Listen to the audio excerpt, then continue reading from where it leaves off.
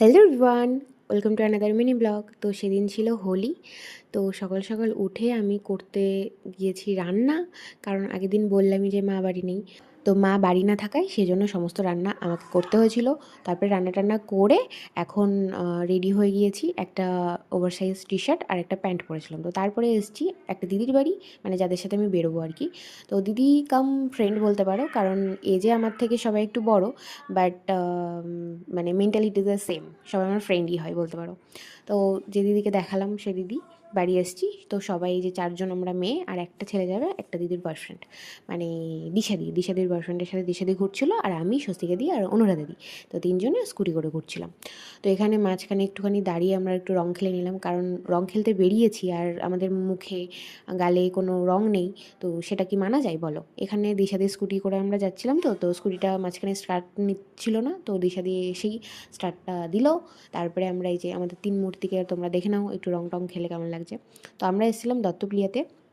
এখানে অনুষ্ঠানটা শুরু হতে একটু লেট হচ্ছিলো বলে আমরা এখান থেকে বেরিয়ে গিয়েছি, আর এখন ছিলাম দাদার বুলেটে, মানে দিশাদির বিএফ ওর বুলেটে, কারণ অনুরা দিদি আর স্কুটি চালাতে পারছিল না, তো ওখানে দিশাদি গেছে আর আমরা দুজন এই বুলেটে ছিলাম।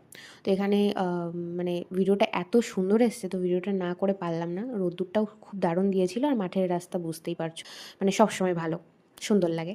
তো এখানে আমরা চলে এসেছি আমাদের বাড়ির পাশের তালতলা, মানে বাড়ি থেকে আমাদের তালতলায় আসতে 10 মিনিটই লাগে, বাইকে 10 মিনিট লাগে।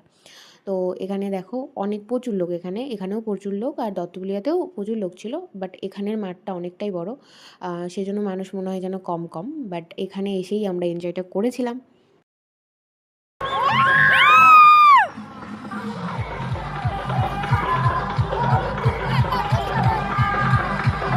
তো দেখেছো তো, গানটা শুনেই আমরা সবাই পাগল হয়ে গেছি। তো তাও পেছনের দিকে একটু ছেলেরা বেশি ছিল, তো সামনের দিকে চলে এসেছি, আর এখানে আমরা সবাই নাচানাচি করছিলাম।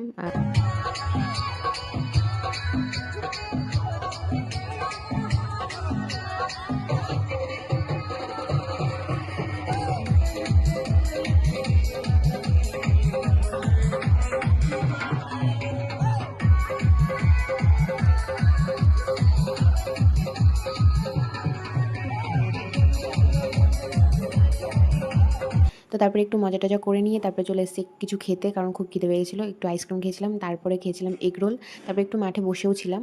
তারপরে টোটো করে বাড়ি আসছি, কারণ যাদের সাথে গেছিলাম তো তারা আবার আরেক জায়গায় গেছিলো, তাই আমি আর স্বস্তিকা দি টোটো করে যাচ্ছি, আর আমাদের ভূতের মতো দেখতে লাগছে।